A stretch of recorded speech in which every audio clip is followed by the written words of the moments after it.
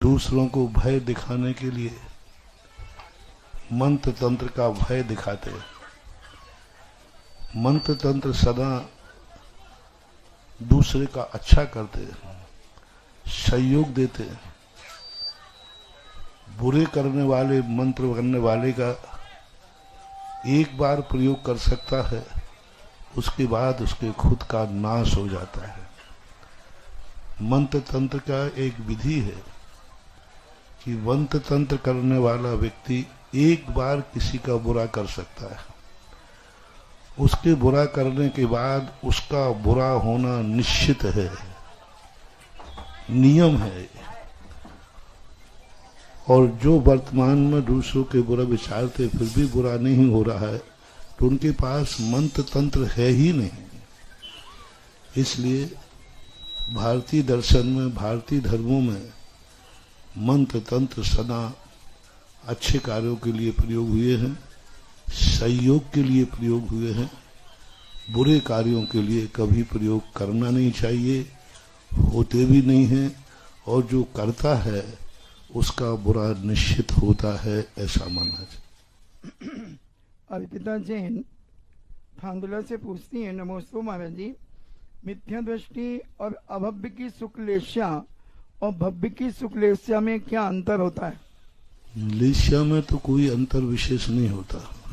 फर्क इतना है कि भव्य शुक्लेश्या के सर्वोत्कृष्ट स्थान को प्राप्त होता है, परिणाम स्वरूप वो सर्वात सिद्धि तक जाता है, और अभव्य शुक्लेश्या के मध्यम परिणाम तक पहुंच पाता है, इसलिए वह 9वें ग्रेविक तक जाता है। इसलिए अर्थ इतना हुआ, भव्य उस लेश्या के सर्वोत्कृष्ट दशा को प्राप्त कर लेगा, अभव्य उस दशा तक नहीं पहुंच पाता। नूतन जैन दिल्ली से पूछती हैं, नमस्ते महाराज जी, किसी भव्य जीव का किसी अभव्य जीव के साथ अगर बैर हो जाए तो अभव्य तो भव्य को अनंत काल तक भटका सकता है, फिर भव्य को मोक्ष कैसे, कब होगा और किस प्रकार होगा? बैर भाव जो होता है वो एक पक्षी भी तो होता है, दोनों पक्षों का हो ये कोई नियम नहीं है।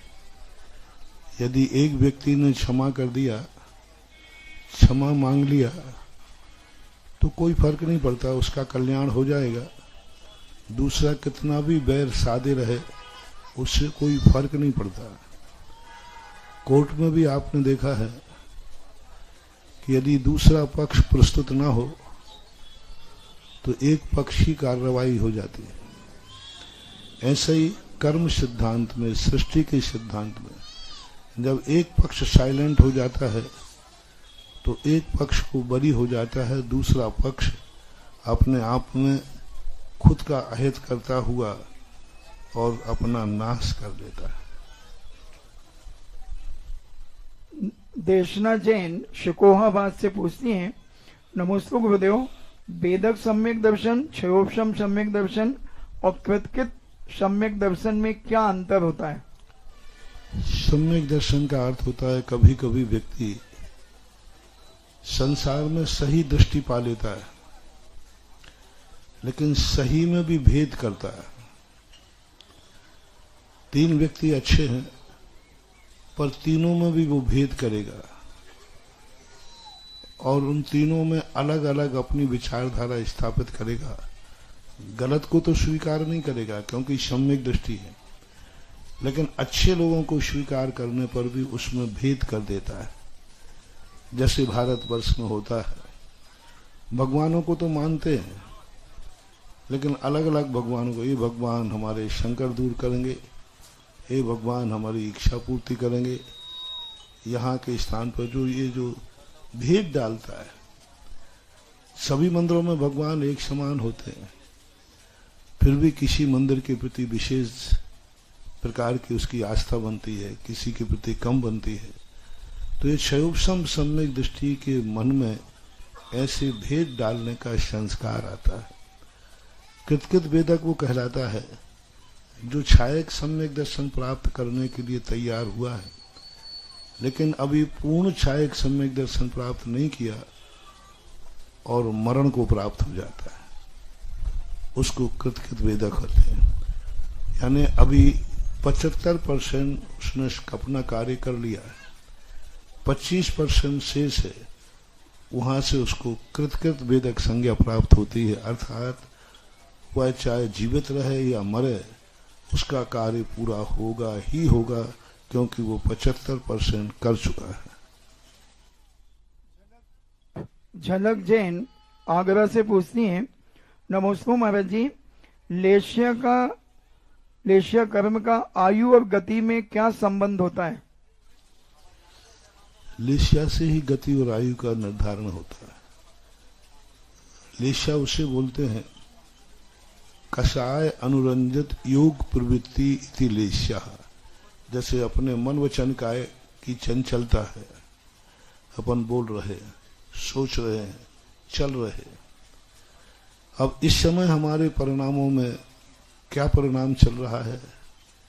दूसरे के हित का भाव चल रहा है कि अहित का भाव चल रहा है, राग चल रहा है कि मान चल रहा है कि क्रोध चल रहा है, वो मिश्रित होकर के हमारे परिणाम बनाता है। उसी परिणाम के अनुसार हमारी गति का निर्धारण होता है कि हम इस समय कौन सी गति का वंद कर रहे हैं। रेखा सिंगई दमोह मध्य प्रदेश से पूछती हैं, नमस्ते महाराज जी, कभी कभी हमें स्वप्न में तीर्थ वंदना करते हुए दिखता है और कभी शेर, हाथी, सांप आदि जानवर दिखते हैं।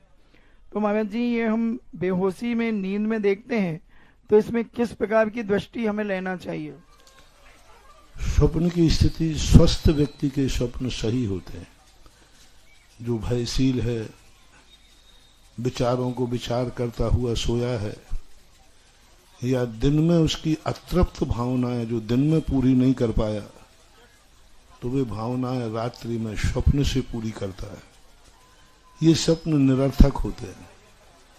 स्वस्थ व्यक्ति के स्वप्न होते हैं जिसको कभी कभी आते हैं, विशेष प्रसंग पर आते हैं। वे स्वप्न सार्थक होते हुए देखे जाते हैं। स्वप्न एक बहुत बड़ा कंसेप्ट है, पुराण है, और उस स्वप्नों की एक विधि है। किस समय स्वप्न आया, किस व्यक्ति को आया, और वह समय क्या था, ये सारी चीजों पर विचार करके स्वप्नों के निर्णय किए जाते हैं। जग अंधकार, आप मार्गदर्शक हैं, पथ प्रदर्शक है जीवन का, आप मार्गदर्शक हैं। अज्ञानी है ये मन, आप भंडार हैं ज्ञान का।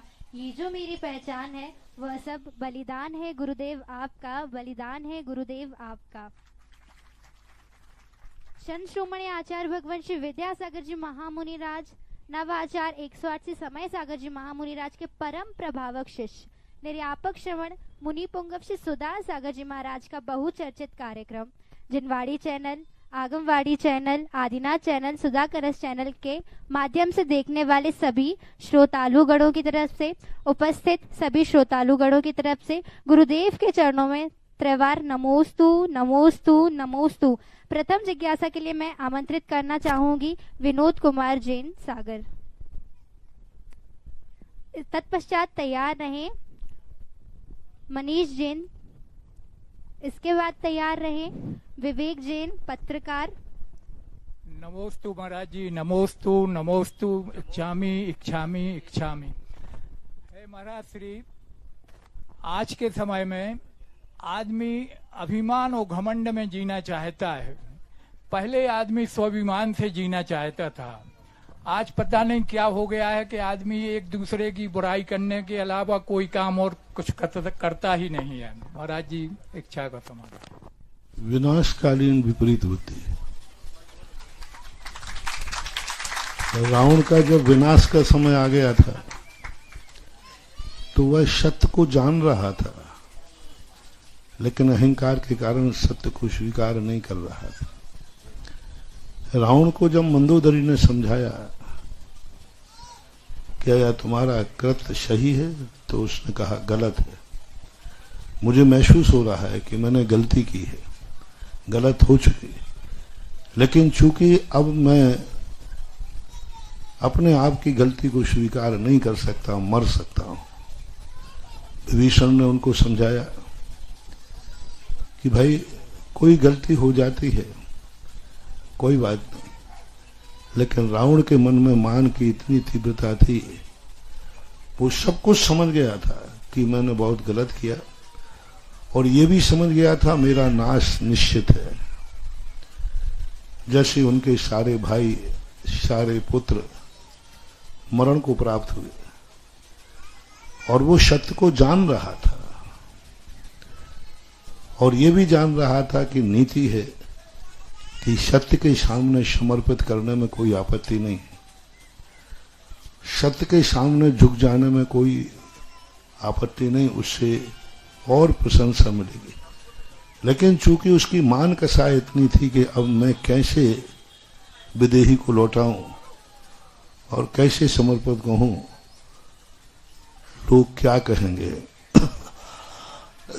दो चीजें सामने आती हैं, एक तो व्यक्ति का अहंकार असत्य के ऊपर होता है। सत्यवादी कहीं अहंकार नहीं करता, सत्यवादी तुरंत झुकने को तैयार हो जाता है। सत्यवादी अपने आप, सत्यवादी की विशेषता होती है, वो सब जगह झुक जाता है, अपनी गलती नहीं होते हुए भी झुक जाता है, क्योंकि वो सत्यवान है।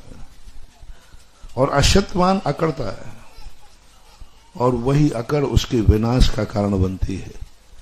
रावण के अभिमान की रूप को देख करके ही अब मैं कैसे झुकूं, कैसे जाऊं, क्या मुंह दिखाऊं, क्योंकि मैंने श्री राम को इतना अपमानित किया है, मैंने श्री राम के प्रति बहुत बुरे भाव किए हैं, मैंने बहुत गलत शब्द बोले हैं, क्योंकि रावण श्री राम के प्रति बहुत गलत शब्द बोल चुका था, गलत धारणा बना चुका था। अब इतना गलत होने के बाद वो सोचता मैं कैसे मुंह दिखाऊं, कैसे जाऊं, तो उसका मान इतना ज्यादा आड़े आ गया कि अंत में उसका विनाश हो गया। मान यदि सत्य के सामने अड़िग रहता है तो निश्चित समझना विनाशकालीन, फिर उसके विनाश का समय आ गया, इसलिए ऐसा परिणाम होता है, ऐसा मानना चाहिए। मनीष जैन तत्पश्चात तैयार रहे विक्की जैन पत्रकार। हेलो, पूज्य गुरुवर के चरणों में परसौरिया समाज का त्रैवार नमोस्तु नमोस्तु नमोस्तु भगवान। हे भगवान, मनुष्य भी कितना चालाक है, हे भगवान, मनुष्य भी कितना चालाक है। 108 मोतियों की माला जपते जपते उसका मन भटकता है और नोटों की गिनती करते करते एकाग्र रहता है। ऐसा क्यों भगवान, ऐसा क्यों? क्योंकि जब व्यक्ति को प्रत्यक्ष सुख दिखता है तो परोक्ष सुख को उसकी उपेक्षा कर देता है। संसारी प्राणी बालक के समान होता है। बालक को मिट्टी खाना बहुत अच्छा लगता है, अपथ अच्छा लगता है, उसको खाने में उसकी रुचि होती है, लेकिन वो समझ नहीं पाता है कि यही मिट्टी हमारे लिए नुकसानदायक होगी। और वही अच्छी वस्तु माँ उसको खिलाती है तो उसको रुचिकर नहीं लगता, क्योंकि वो वर्तमान में कह रहा है अरुचिकर है। माँ भविष्य देख रही है कि यह वस्तु खाएगा तो बहुत स्वस्थ रहेगा। बालक प्रत्यक्ष देख रहा है कि आज मुझे अच्छा क्या लग रहा है। बस यही संसारी प्राणी बालक के समान है। नोटों में उसको दिख रहा है कि प्रत्यक्ष सुख है और माला में कठिनाई है, लेकिन परोक्ष सुख होने से उसकी रुचि नहीं बनती है। इसलिए आप लोगों को बालक कहा गया है। तो बालक की जो दशा है वो तो होगी। बालक को नोट अच्छे लगेंगे, माला नहीं। बालक को मिट्टी अच्छी लगेगी, जो वस्तु मां खिलाएगी वो अच्छी नहीं लगेगी। ये बालक का स्वभाव है। विक्की जैन पत्रकार, तत्पश्चात तैयार रहे परम ठाकुर। हेलो, मंजिलें मिले या ना मिले मुझे कोई गम नहीं। हमारे साथ हैं गुरु सुधा सागर, ये भी तो कुछ कम नहीं, ये भी तो कुछ कम नहीं, ये भी तो कुछ कम नहीं। हे गुरुवर, अगर हम लोगों से सामान्य श्रावकों से कहा जाए 1 किलोमीटर 2 किलोमीटर चल के आओ तो थक हार जाते हैं, बैठ जाते हैं। लेकिन ऐसा चमत्कार है आपके साथ चलने में, आप जैसे संतों के साथ चलने में, कि यहाँ से शाहपुर से और फिर यहाँ परसौरिया भी आना हुआ, तो किस प्रकार का ऐसा चमत्कार हम लोगों को मिलता है कि ऐसा लगता है आप लोगों के साथ चलते ही चले, चलते ही चले, चलते ही चले। पूज्य गुरुदेव इसका इस शंका का इस जिंदगी का एक नियम है कि भय और प्रीति से शक्तियां जागती हैं। जब किसी वस्तु से प्रीति जाग जाए तो उसके लिए प्रति वह व्यक्ति कुछ भी करने को तैयार हो जाता है, उसकी शक्ति जाग जाती है, समर्थ नहीं होने से भी जाग जाती है। और या फिर भय जाग जाए तो व्यक्ति की जाग जाती है। तो साधु से प्रीति जागे तो आप शक्तिहीन भी शक्तिमान हो जाता है, और डाकू से भय जागे तो शक्तिहीन भी शक्तिमान हो जाता है। डाकू यदि बंदूक लगा के चले कि आज 50 किलोमीटर चलना है और 1 किलोमीटर की शक्ति नहीं थी तो भी वह चलता है कि नहीं? हाँ। और साधु से प्रीति हो जाए तो फिर व्यक्ति कितना भी शक्तिहीन हो, उस साधु के प्रति जो प्रीति है वह प्रीति अनंत शक्ति को भी जगा देती है।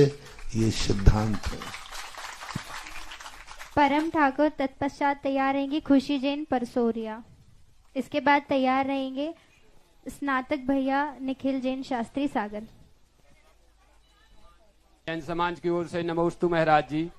महाराज जी, मैं तो अज्ञानी जीव हूँ, आप तो मेरे लिए स्वयं भगवान और गुरु का अवतार हैं। महाराज जी, मेरे लिए ऐसी विधि बता दीजिए कि मेरे गुरुवार की चरण रज कर्रापुर नगर में बरसे, ऐसी विधि बताइए महाराज जी। आप ही बता सकते हैं और कोई नहीं। ऐसा क्या करें हम? देखो, मैं ताश्री नहीं हूं कि अर्जुन जो पूछे वो सब बता दें। अर्जुन ने पूछा कि हम तुम पे विजय प्राप्त कैसे करें, तो बता दिया। मैं ताश्री नहीं हूं, मैं साधु हूं। उसी प्रश्न का जवाब देता हूं जिसमें मेरी सुरक्षा है।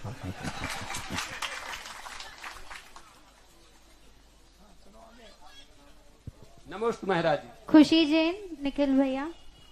नमोस्तु महाराज जी। नमोस्तु महाराज जी। मेरा प्रश्न है कि जैसे जैन होने का परिचय होता है कि छानकर पानी पीना, रात्रि भोजन नहीं करना, वैसे ही आपके सच्चे भक्त होने का क्या परिचय होना चाहिए? नमोस्तु महाराज। सच्चे भक्त होने का परिचय होना चाहिए कि साधु जिस भावना से आपको आशीर्वाद देता है उस भावनाओं को पूरी करना ही सच्चे भक्त की लगन होती है। वह जानता है कि साधु को मेरा कैसा जीवन पसंद है। वह अपने जीवन में बहुत सारी चीजें इसलिए नहीं ग्रहण करता, वो ग्रहण करना चाहता है लेकिन वह छोड़ देता है। नहीं, यह बात मेरे गुरु को पसंद नहीं है। गुरु इस बात का निषेध करते हैं। जिस बात को गुरु निषेध करें उस कार्य को नहीं करना ही सच्ची गुरु भक्ति कहलाती है। डॉक्टर मुकेश जैन परसौरिया। तत्पश्चात तैयार रहेंगे सविता जैन परसौरिया। नमोस्तु महाराज जी। इक्षामी महाराज जी। महाराज जी, णमोकार मंत्र में हम सिद्ध भगवानों से पहले अरिहंत भगवान को नमस्कार करते हैं। हे गुरुदेव, इस वर्तमान कली काल में, पंचम काल में तीर्थंकर भगवानों का सानिध्य तो नहीं है, लेकिन आचार्य श्री और आप जैसे निर्ग्रंथ साधुओं का हमारे लिए प्रतिदिन दर्शन हो रहा है। तो हे महाराज जी, हमारा मन तीर्थंकरों की पूजन से भी ज्यादा गुरुओं की पूजन में लगता है, आचार्य श्री की पूजन में लगता है। तो क्या ही ये हमारा भक्ति का अतिरिक्त तो नहीं है, या हमारी श्रद्धा इसमें बिल्कुल सही जा रही है? मंत्र जो होता है त्रिकालिक होता है, किसी काल को देख के नहीं होता। आज पंचम काल में अरहंत नहीं है, लेकिन चौथे काल में तो अरहंत थे। अतः मंत्र में त्रिकाली कथन किया जाता है। आपकी श्रद्धा में यदि ऐसा है तो आपकी श्रद्धा भक्ति है, इसमें कोई दोष नहीं। डॉक्टर मुकेश जैन सागर। तत्पश्चात तैयार रहेंगे शैलेश जैन सानौदा। परम पूज्य 108 निर्यापक श्रवण मुनि पुंगव परम पूज्य सुधा सागर जी मुनिराज के श्री चरणों में बणिभन मोराजी एवं समस्त दिगंबर जैन समाज सागर की ओर से त्रैवार नमोस्तु नमोस्तु नमोस्तु। जिज्ञासा के पूर्व हमारा निवेदन है परम पूज्य मुनिराज सुधासागर जी महाराज के श्री चरणों में। बणिभन मोराजी सागर नगर का एक प्राचीन क्षेत्र है। परम पूज्य 105 गणेश प्रसाद जी वर्णी जी द्वारा पूरे भारतवर्ष में 63 संस्थानों की स्थापना की गई थी। 1905 में बणिभन मोराजी की स्थापना की गई थी। उस विद्यालय के माध्यम से आज पूरे भारत देश में विद्वान जैन धर्म का प्रचार प्रसार कर रहे हैं। जैन धर्म का प्रचार प्रसार तो मुनिराजों के द्वारा हो रहा है, उसके उपरांत हमारे विद्वानों के द्वारा भी हो रहा है। और सागर नगर में संत शिरोमणि आचार्य गुरुदेव विद्यासागर जी महामुनिराज के द्वारा 1980 में बणिभन मोराजी में षटकंडा ग्रंथ की वाचना और परम पूज्य 108 निर्यापक श्रवण योग सागर जी नियम सागर जी मुनिराज की मुनि दीक्षा, ऐसा पावन पुनीत स्थल सागर नगर में दूसरा कहीं नहीं हो सकता है जिस स्थान पर आचार्य श्री ने दीक्षा दी हो। तो हम सभी लोगों का ऐसा निवेदन है, हे गुरुदेव आपकी चरणों की रज बणिभन मोराजी में गिरे और सागर नगर को अपनी रज के माध्यम से हम सभी को जिनवाणी का अमृतपान कराएं, ऐसी हम सभी की भावना है। निश्चित रूप से सागर नगर वासियों की यही भावना है कि आपके शिविर में पर्युषण पर्व में हम लोग सम्मिलित होकर अपना धर्म लाभ ले सकें। और हमारी जिज्ञासा यह है मुनिराज, जैन धर्म में 24 तीर्थंकर होते हैं, लेकिन 24 तीर्थंकरों का जन्म एक अलग अलग अंतराल के समय पर होता है। निश्चित रूप से पृथ्वी पर जब पाप का उदय आ जाता है, धर्म का प्रभाव कम हो जाता है, जब तीर्थंकर भगवान पृथ्वी पर जन्म लेते हैं। और तीर्थंकर भगवानों का चयन किस आधार पर होता है? तीर्थंकर भगवान आदिनाथ के शमुशरण में मारीची का जीव जिसे आभास हो गया था मैं 24वां तीर्थंकर होने वाला हूं, अहंकार के कारण वह भाव में भटका। क्या तीर्थंकर भगवान अहंकार के कारण उनका नंबर नहीं कटता है या वो नंबर स्थिर रहता है? हमारा समाधान कीजिए। पहली बात है कि जैन दर्शन के तीर्थंकरों का जन्म जब पापी लोग बढ़ते हैं, ओम शांति,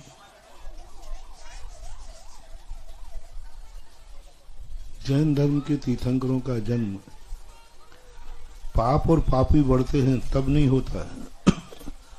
जैन दर्शन तीर्थंकरों का जन्म पापियों के नाश के लिए नहीं होता है, पुण्यात्माओं के उद्धार के लिए होता है।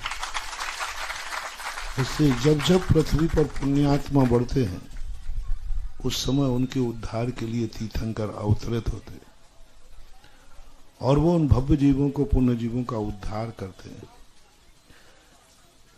तीर्थंकरों की मान का शायद जब मानी जाए जब तीर्थंकर प्रकृति का बंध हो जाता है, उस समय हमारी जीव को तीर्थंकर के प्रकृति का बंध नहीं हुआ था। वो तो सामान्य संसारी प्राणी था, लेकिन उसमें योग्यता थी। जैसे एक पाषाण के पत्थर को उठाकर एक शिल्पी कहे कि इससे मूर्ति बन सकती है, लेकिन अभी मूर्ति बनी नहीं है, इसलिए वो पत्थर सम्माननीय नहीं है। उस पत्थर पर लोग पैर भी रख देते हैं। अब मूर्ति शिल्पी ने कहा है कि इसमें मूर्ति बनेगी, अभी बनी नहीं है, ऐसे पत्थर पर लोग पैर रख देते हैं कि नहीं? मूर्ति बन सकती है लेकिन बनी नहीं है। तो मारीच का जीव ऐसे ही था कि ऋषभ देव के शिल्पी ने देखा कि ये तीर्थंकर बन सकता है, लेकिन उस समय वो तीर्थंकर था नहीं, इसलिए नंबर कटने का सवाल ही नहीं है, क्योंकि अभी उसकी मूर्ति बनी नहीं। शैलेश जैन सानोदा, सविता जैन परसौरिया, नमन जैन। आचार्य गुरुवर श्री विद्यासागर जी महाराज की जय, नवीन आचार्य श्री समय सागर जी महाराज की जय, जगत पूज्य निर्यापक श्रवण मुनि पुंगव श्री सुधा सागर जी महाराज की चरणों में नमोस्तु। महाराज श्री हम समस्त महानुभाव सानोधा से पधारे हैं, वहां पर विशद सागर जी विराजमान हैं, उनकी ओर से आपके चरणों में कोटि कोटि नमोस्तु नमोस्तु नमोस्तु। महाराज श्री हम समस्त महानुभाव की यह जिज्ञासा है कि 24 तीर्थंकर होते हैं और प्रत्येक क्षेत्रों पर 24 तीर्थंकरों की प्रतिमाएं हम लोगों को देखने को आती हैं, जिनका चिन्ह उनके पद्मासन में अंकित होता है। लेकिन मात्र एक ऐसे तीर्थंकर पार्श्वनाथ भगवान जिनका चिन्ह फण सहित उनकी प्रतिमाएं हम लोगों को अधिकतर देखने को मिलती हैं, लेकिन बिना फण की प्रतिमाएं बहुत ही दुर्लभ और बहुत कम मिला करती हैं। तो हमारी इस शंका का समाधान कीजिए। ऊपर वाला जो फन है वो चिन्ह नहीं है, वो तो उनको मुनि दशा में उपसर्ग हुआ था, तो एक देव ने सर्प का रूप धारण करके उपसर्ग का निवारण किया था।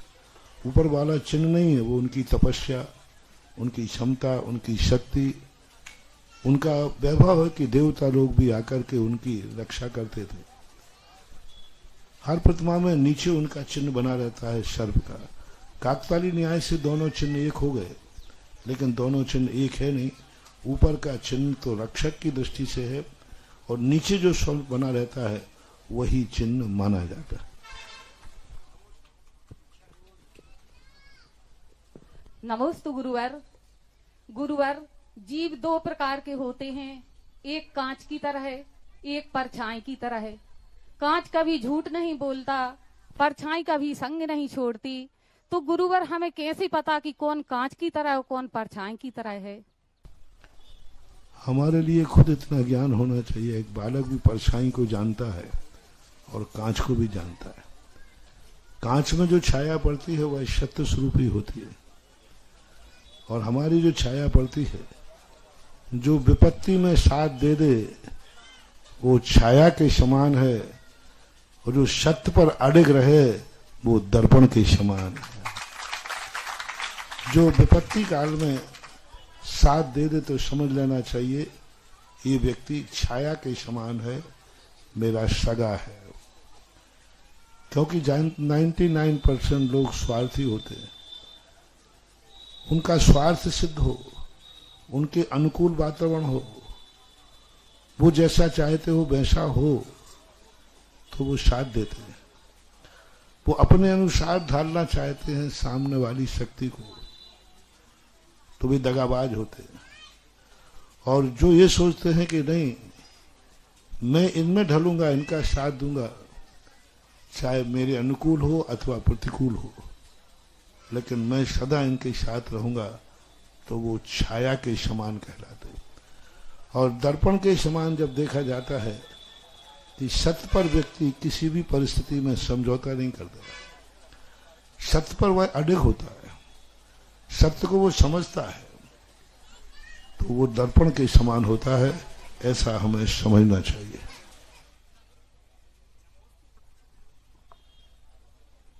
नमोस्तु गुरुदेव।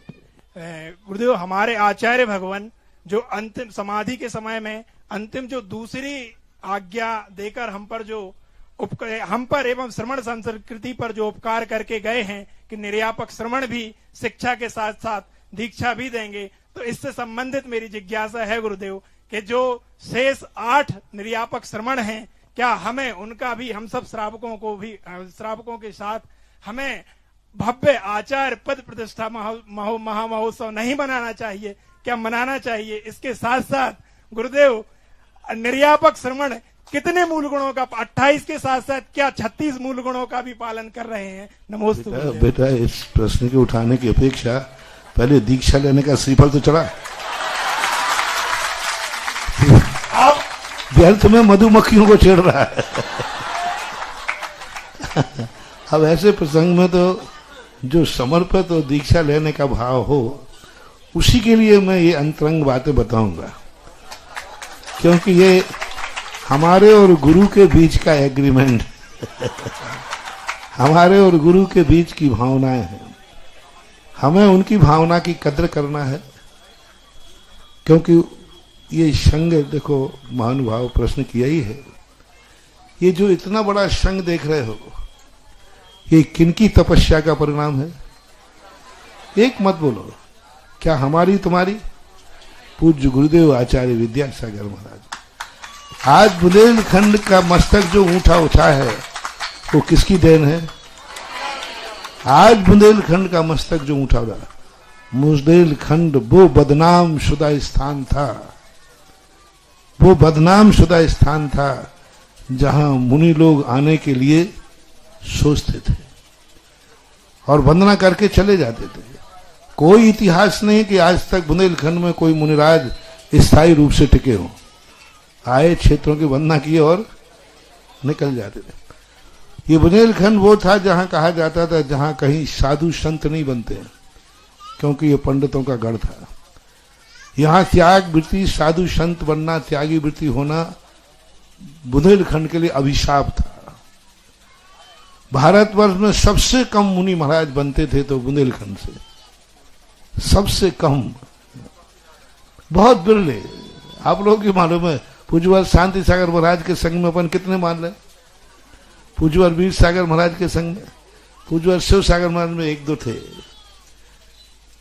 लेकिन आज गर्व से कहते हैं सारे भारत में सबसे ज्यादा साधु कहां से है? किसकी देन है? किसकी देन है? आचार्य श्री पूज्य गुरुदेव विद्यासागर महाराज की। ये सब उन्हीं का वैभव है, मत भूलो रे उनके उपकारों को। वो मेरे गुरु हैं और गुरु कभी बदला नहीं जाता।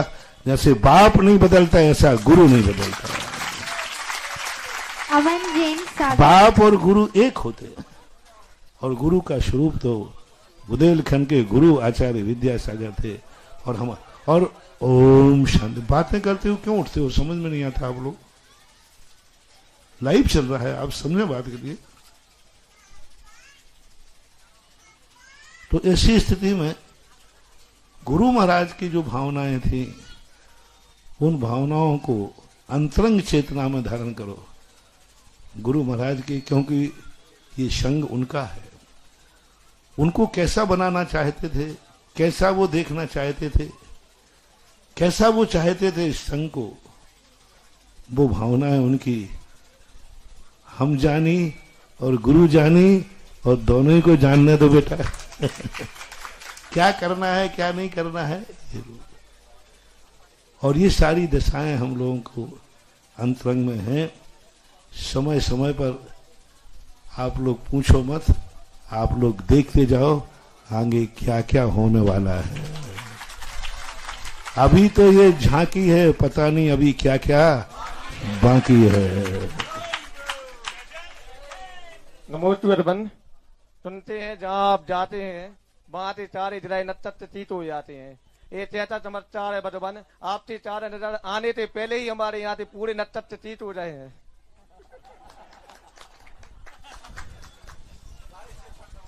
क्या है? इतना समाधान दीदी बदबन। क्या समाधान? तो अभी हमें ये तो देखने दो तो तक तक कौन से ठीक थे कौन से गलत थे। अभी हमें दो ही पता नहीं है कि गलत डॉक्टर कौन तो है और सही कौन तो है। अब मैं दोनों देखूंगा तब बताऊंगा।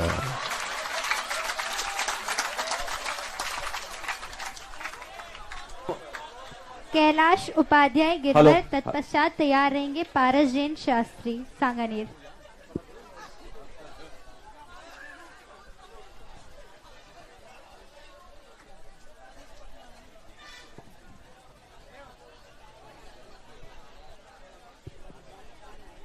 कैलाश उपाध्याय। दुनिया की सोच जहाँ पर विश्राम पाती है, मेरे गुरुवर की सोच वहां से अभिराम आती है।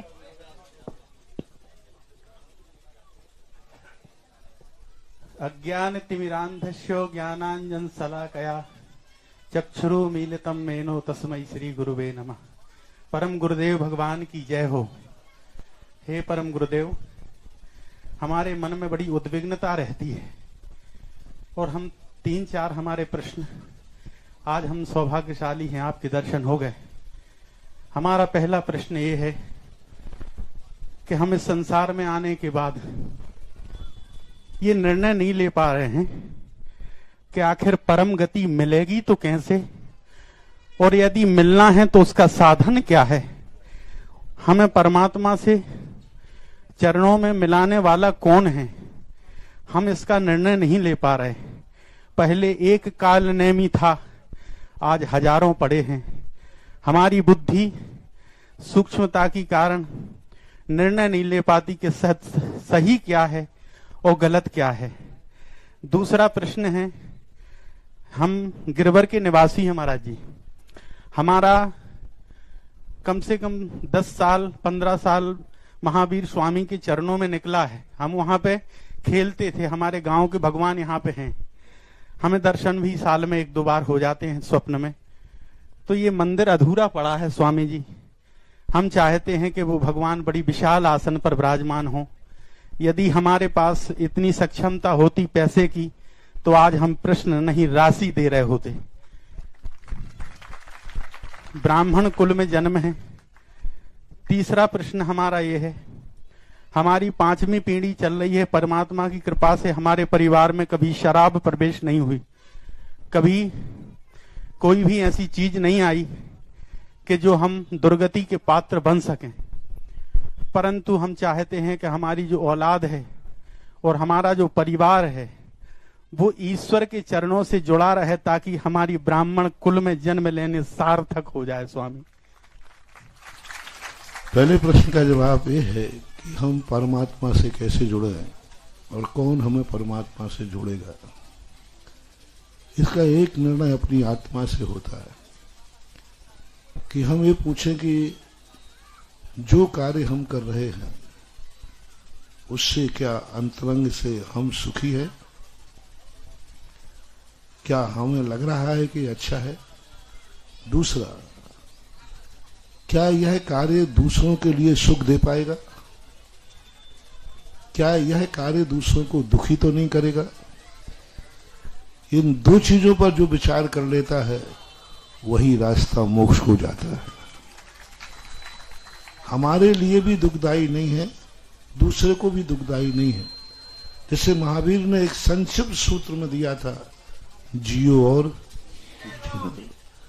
बस मेरे द्वारा किसी को दुख ना हो और मैं भी दुखी ना रहूं, मेरे द्वारा किए हुए कृत्य से दूसरे की आत्मा को परेशानी ना हो और मुझे भी ना हो, ऐसा परिणाम ही परमात्मा तक पहुंचाने का एक साधन होता है।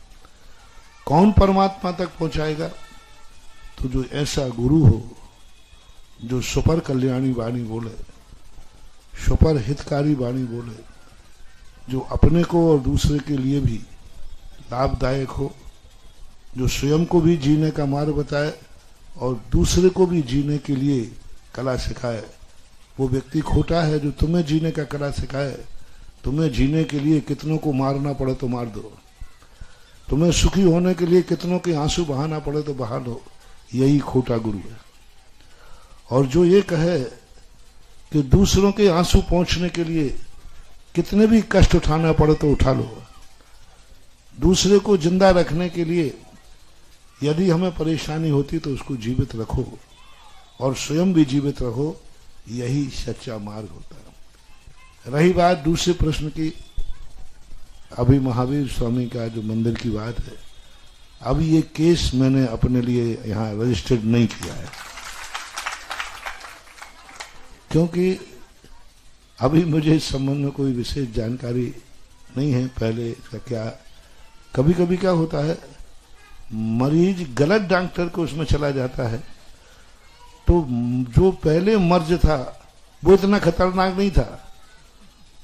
कई बार दवाई गलत देने से वो मरीज इतना खतरनाक होता है कि उसको लेने में सोचना पड़ता है।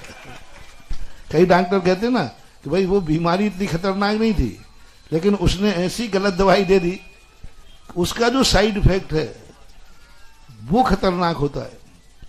तो सीधे जो मरीज आते हैं उनको तो मैं जल्दी ले लेता हूं, क्योंकि वो तो एक ही खुराक में ठीक हो जाते हैं। लेकिन जो मरीज होकर के गलत दवाई लेकर के साइड इफेक्टेड है, उनको लेने में मैं थोड़ा सोचता हूं, क्योंकि अपनी टेबल बदनाम नहीं होना चाहिए। इसलिए अभी मुझे इसके संबंध में कोई विशेष रूप से स्थिति नहीं, देखता हूं कुछ अच्छा होगा तो अच्छा ही होगा। मैंने कहा ना, दिगंबर जैन साधु, दिगंबर जैन भगवान, गुरु साधु लोग किसी पापियों के कारण से नगर में नहीं जाते, पुण्यात्माओं के कारण से नगर में जाते हैं।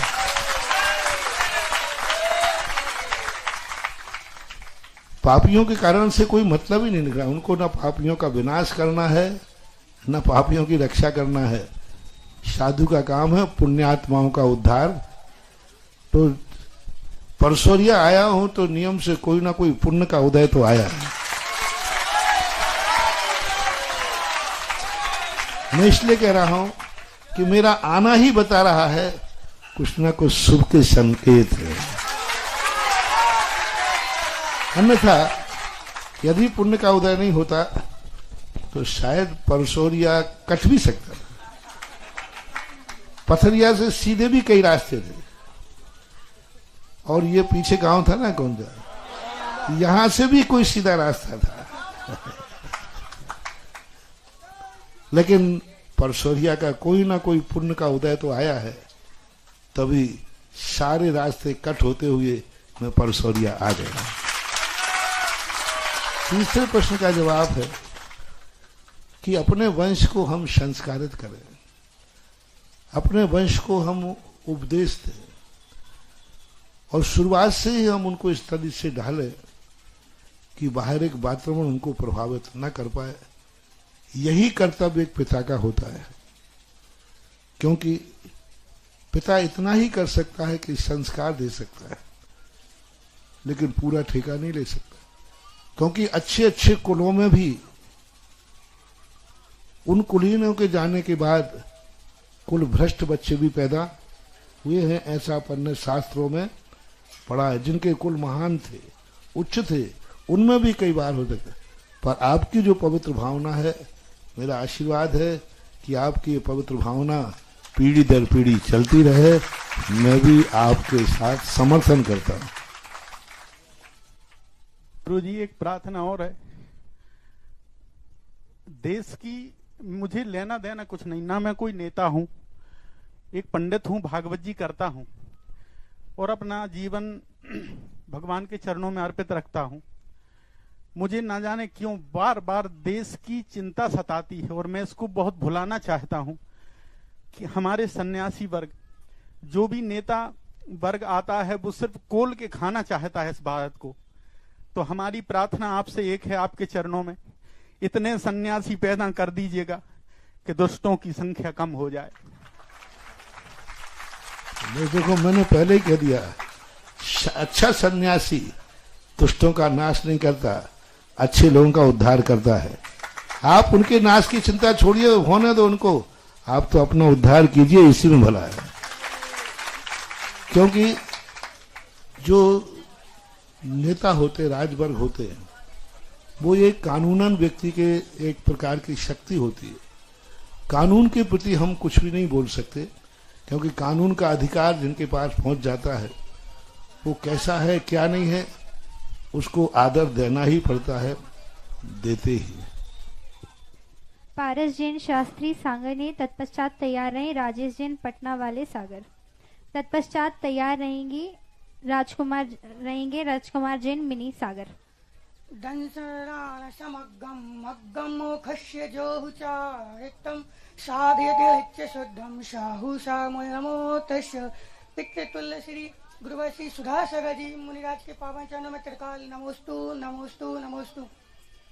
हे मुनिश्री, मैं आज इतना प्रसन्न हूँ कि मेरे जन्म देने वाले माता पिता और मुझे शिक्षा देने वाले पितृतुल्य आप जैसे भगवान मेरे सामने बैठे हैं, तो मैं इसका बखान कैसे कर सकता हूँ। जिस प्रकार इस मध्य लोक से सूर्य पे पहुँचना मुश्किल है, उसी प्रकार मैं अपनी प्रसन्नता बखान नहीं कर पा रहा हूँ कि आप मेरे नगर में, और हम ये तो आपका ही नगर है, क्योंकि आप जैसे हमारे पिता हुए तो ये परिवार भी आपका ही हुआ, इसलिए मैं आप बहुत प्रसन्न हूँ।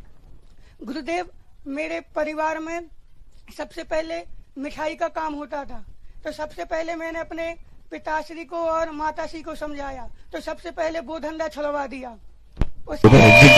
जिज्ञासा श्री, मेरी जिज्ञासा यह है कि सिद्ध भगवान को निराकार कहा गया है, परंतु कहीं पर उनको चरम देह से कुछ कम भी कहा जाता है, तो इस अपेक्षा से तो वो फिर शरीर यानी कि शरीर आकार वाले हो गए।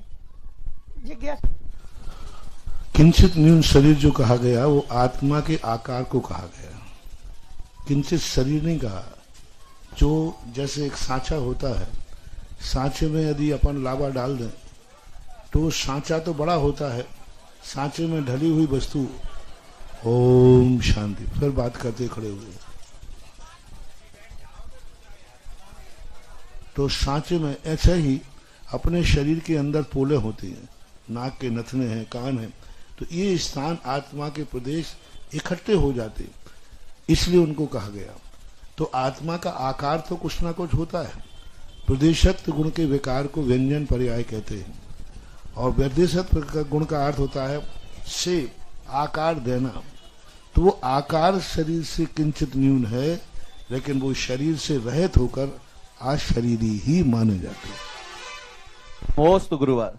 पूज्य मुनि श्री पुंगव श्री सुदास सागर जी महाराज जी की जय, मुनि संघ की जय।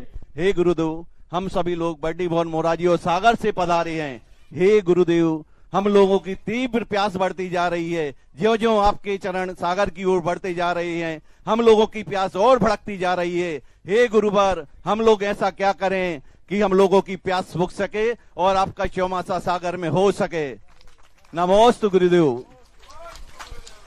हमारे पास प्यास बुझाने के लिए पानी तो नहीं है, लेकिन हमारे पास उपवास करने का आशीर्वाद जरूर है।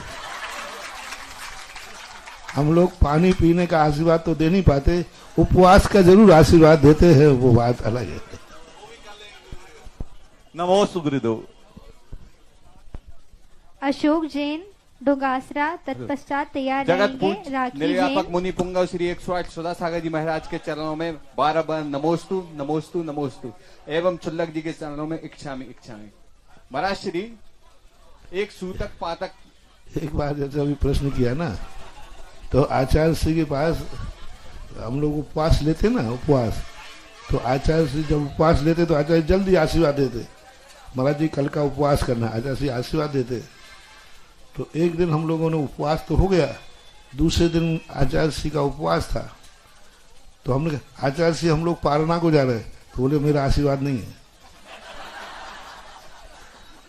बोले पारना के तुम आहार को जा रहे हो तो वो तो तुम जाते ही थे, उपवास लेना हो तो हम आशीर्वाद दें, और आहार को जा रहे हो तो जैसे जाते थे वैसे। श्री सूतक पातक का जन्मावली में 13 दिन और 10 दिन का विधान दिया हुआ है, लेकिन वो पढ़ने के बाद भी उसमें क्रिया नहीं दी कि कितने दिन का किस पीढ़ी से माना जाता है, ये समझने में बहुत दिक्कत आती महाराज। तो कोई 4 दिन में आ जाता, कोई 8 दिन में आता, कोई 6 दिन में आता, तो वो जीवित व्यक्ति से जोड़ा जाते हैं क्रिया, या जो 1-2 पीढ़ी मर चुकी उनसे जोड़ा जाता है? घर में जो मुखिया जीवित है उससे संबंध मनाया जाएगा। घर के जो सबसे उम्र वाला जीवित है उससे उस पीढ़ी का क्या संबंध था, वो पीढ़ी मानी जाती है। एक घर में 3 पीढ़ियां हैं, पोता भी है, बच्चा भी है, वो तो तीनों को अलग अलग सूतक थोड़ी लगेगा, वो तो एक ही सूतक लगेगा। जो घर में बुजुर्ग है उस बुजुर्ग से पीढ़ी गिनी जाती है, और उस पीढ़ी के अनुसार वर्णन बैठ जाता है, कोई बाधा नहीं।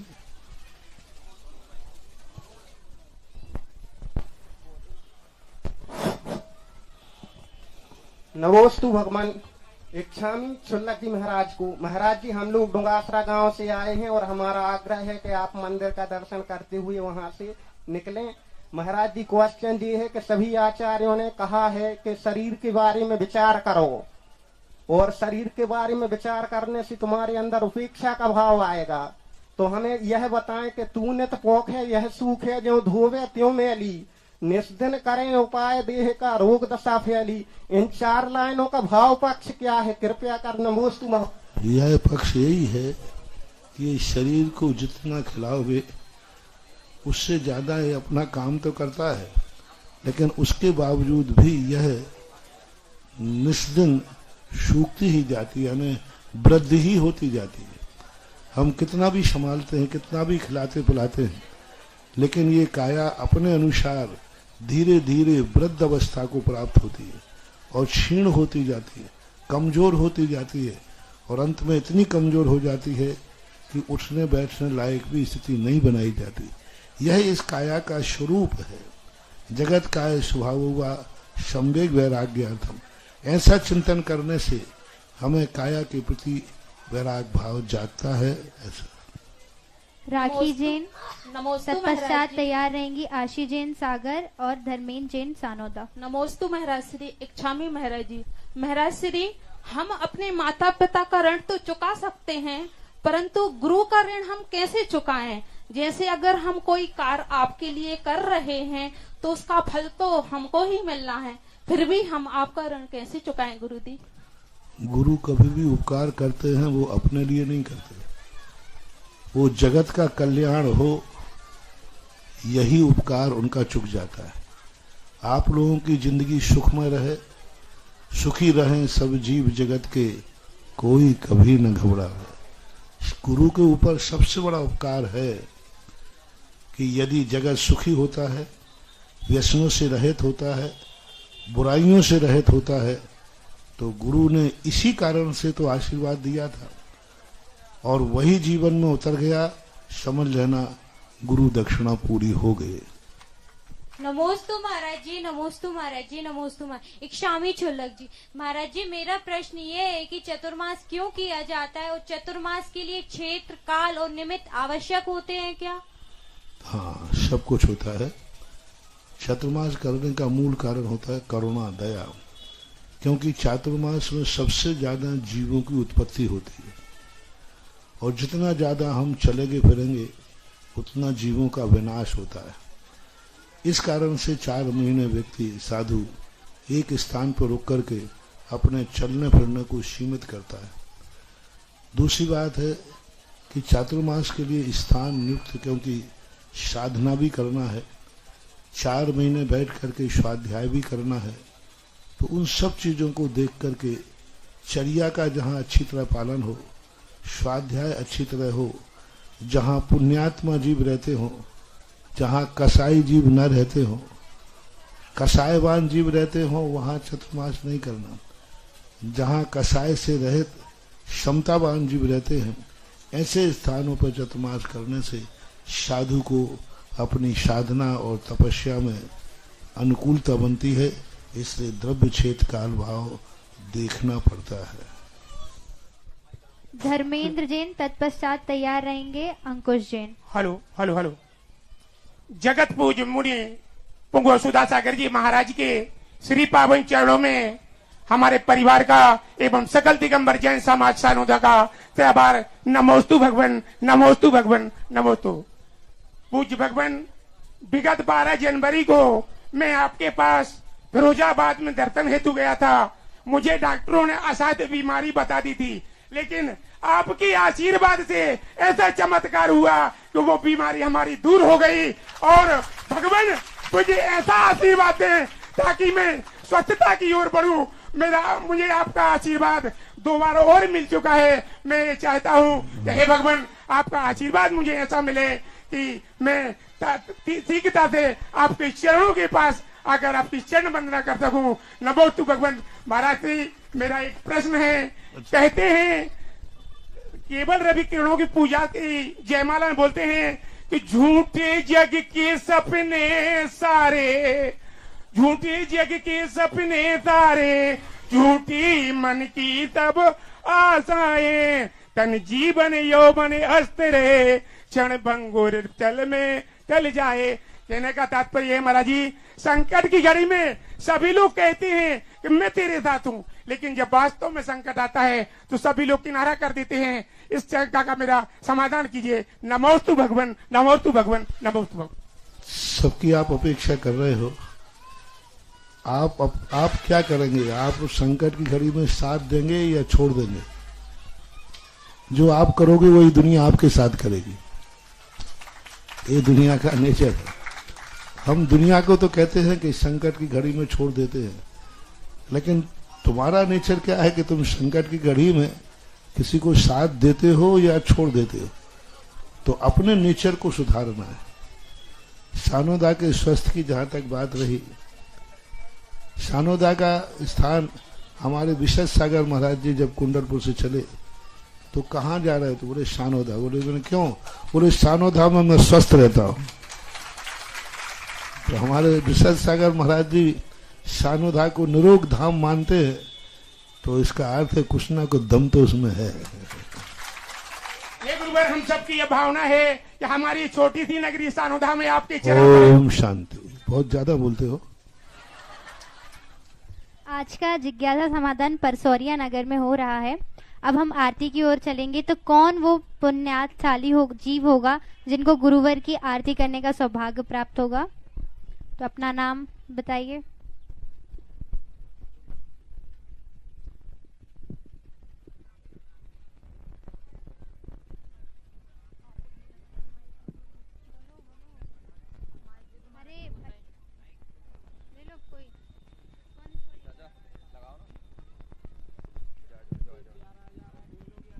₹11,111।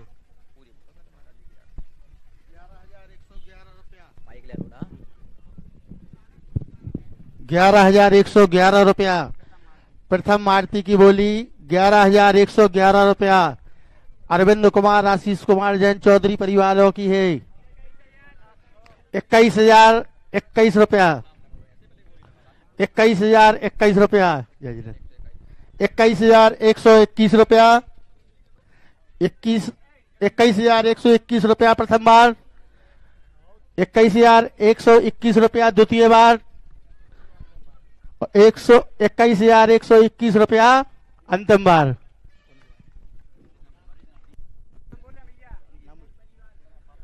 संगई परिवार पड़रिया वाले रितेश कुमार जैन, संगई परिवार पड़रिया वालों की यह आरती की बोली है। सगाई परिवार के सभी लोग मंच पर आ जाएं। मंच के सामने आ जाएं।